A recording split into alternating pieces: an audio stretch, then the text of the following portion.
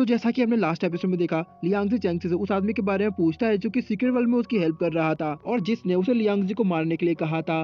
पहले तो चैंग से लियांगजी को कुछ भी बताने से इनकार कर देता है, लेकिन लियांगजी के फोर्स करने पर वो उसे बता देता है कि इस सब के पीछे ली फैंग है। तो दोस्तों, आगे बढ़ने से पहले अगर आप लोगों ने अभी तक हमारे चैनल को सब्सक्राइब नहीं किया है तो जल्दी से सब्सक्राइब कर लो। एपिसोड की स्टार्टिंग में लियांगजी ली फैंग को ढूंढने के लिए सिटी से बाहर आता है, जहाँ जब वो जंगल से गुजरता है तो उसे दो लोगों की आवाज सुनाई देती है। लियांगजी वहीं छुपकर उन लोगों की बातें सुनने लगता है। एक मिस्टीरियस आदमी ली फैंग से कहता है कि तुमने व्हाइट स्ट्रैम फैमिली पर ट्रस्ट करके बहुत बड़ी गलती की। ली फैंग उससे कहता है कि मुझे माफ कीजिए, मुझे नहीं लगा था कि लियांगजी इतना ज्यादा स्ट्रॉन्ग होगा, लेकिन आप बिल्कुल चिंता ना करें, मैं उसे हराने का तरीका जरूर ढूंढ लूंगा। तो वो आदमी ली फैंग से कहता है कि अभी के लिए ये काफी मुश्किल है, अभी तुम केवल इस कंपटीशन को जीतने के बारे में सोचो, क्योंकि तुम्हें किसी भी हाल में हमारे क्लैन के लिए उस विनिंग प्राइज को हासिल करना है। और तभी अचानक ली फैंग लियांगजी पर अटैक कर देता है। लियांगजी उसे देखकर कहता है कि तुम काफी ज्यादा स्मार्ट हो। लियांगजी ली फैंग पर अपनी स्वॉर्ड से अटैक करता है, पर वो आदमी ली फैंग को डिफेंड करता है और कहता है कि पता नहीं इसने हमें कैसे ढूंढ लिया। वो ली फैंग से कहता है कि मुझे अभी यहाँ से जाना होगा, तुम इसे यहीं पर रोक कर रखो।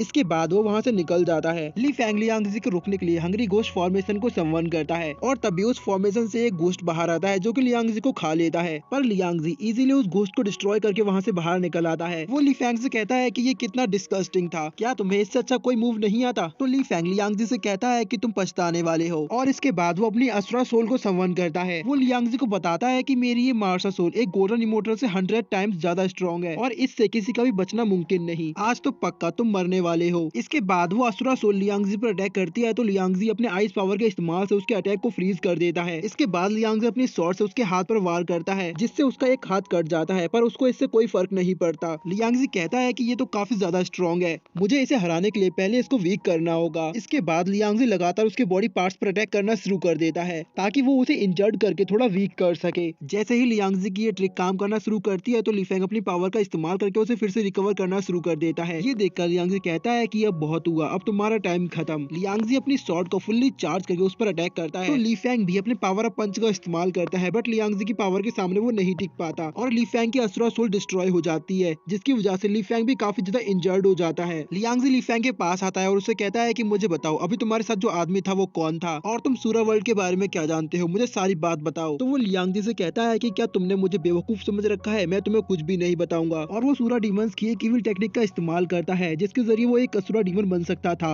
लियांगजी उससे कहता है कि आखिर तुम क्या चाहते हो जो तुम डीमन बनने के लिए भी तैयार हो। तो वो लियांगजी को बताता है कि अगर मैं डीमन बनकर मिस लीना को हासिल कर सकता हूँ तो इसमें कोई बुराई नहीं। उसकी बात सुनकर लियांगजी बीच में ही उस पर अटैक कर देता है, जिसके बाद वो दोनों फुल स्पीड में एक दूसरे के साथ फाइट करना शुरू कर देते हैं, पर लियांगजी उसे इंजर्ड करके जमीन पर गिरा देता है। ली फैंग दोबारा खड़ा होता है और वो कहता है कि अभी ये खत्म नहीं हुआ।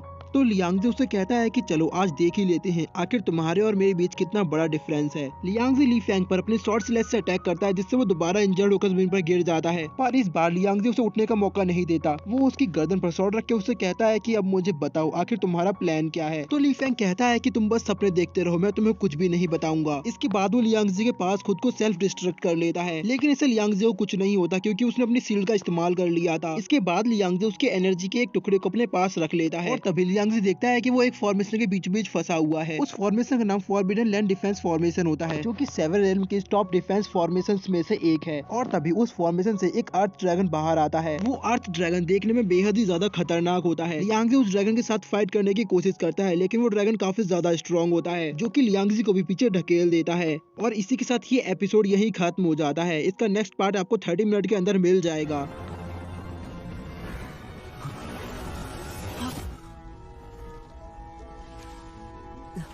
这沙子让人……我儿呢？我儿在哪里？你对他做了